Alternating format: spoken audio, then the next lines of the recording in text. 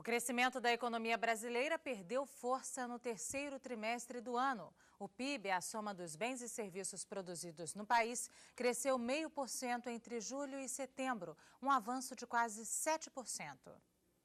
A economia continua crescendo, mas num ritmo mais lento. Nos últimos 12 meses, a alta já é de 7,5%. Os resultados divulgados pelo IBGE mostram que a indústria teve no terceiro trimestre o desempenho mais fraco desde o início de 2009.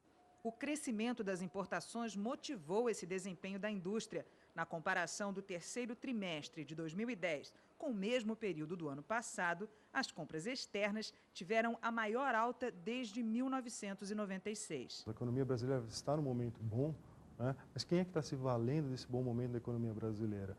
Desse consumo, como você bem disse, da demanda interna, da demanda doméstica, né? Não é a indústria, tá certo? Quem é que está se valendo disso? São as economias lá fora.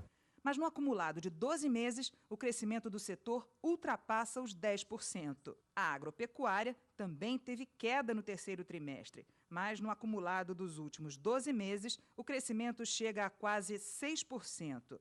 Nós estamos sob o efeito de uma variação climática conhecida como Laninha.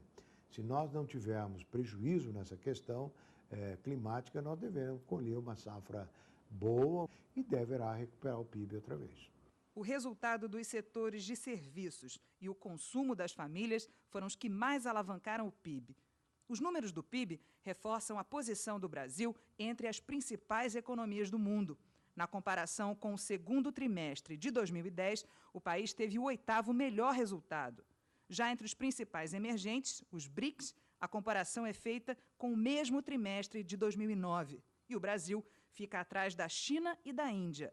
Os dados do PIB confirmam a opinião do Banco Central de que a economia caminha para um equilíbrio de longo prazo. Nós temos um crescimento muito forte em 2010 por conta da recessão. Dificilmente isso se mantém. Então eu espero que haja uma certa acomodação, mas ainda assim com crescimento no ano de 2011.